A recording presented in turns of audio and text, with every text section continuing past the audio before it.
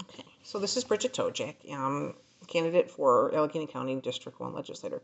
And I know in a previous video I made, I was a little bit spirited about where I stood with regard to inoculations. So let me bring something to, I want people to remember a little bit of history, but also there's a very personal reason behind my decision. Um, so in our country, or in our Constitution rather, we have civil disobedience built in as a tool.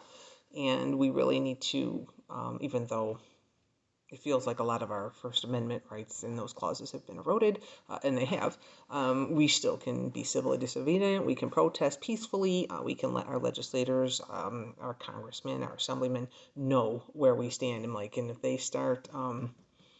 if they start making decisions against what the people want, um, we really need to be civilly disobedient. I want to I want you to recall some of your world history. In 1939, it was either September 1st or September 3rd, Hitler came in and invaded Poland. 17 days later, it was Stalin invaded Poland from the opposite direction. And, that was the start of World War II.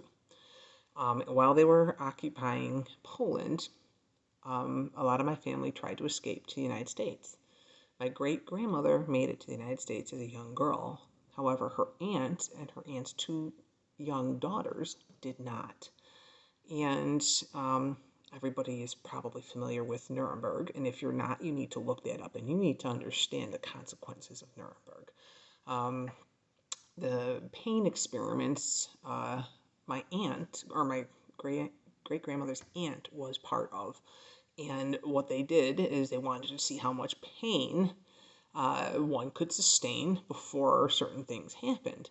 And so they skinned her alive. They skinned her alive and they made lampshades out of her skin. So that's very disturbing. Her two twin daughters were subject to death by bayonet. The bayonets were rammed up their vaginas until it came out the top of their skull. So that was the last memory my great grandmother had of those two little girls, and they were raised up on the bayonets, and that is absolutely tragic. And those things should not happen. World War II should be a lesson um, to all of us.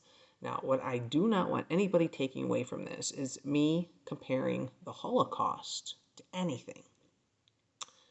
The Holocaust was an absolutely tragic event in the history of the world.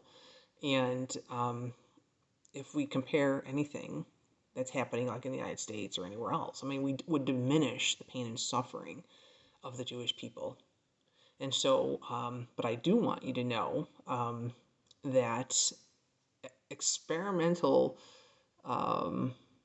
inoculations and being forced on people, I'm like, well, I think we need to remember Nuremberg. I think we need to remember my great grandmother's aunt and these horrific experiments. And I'll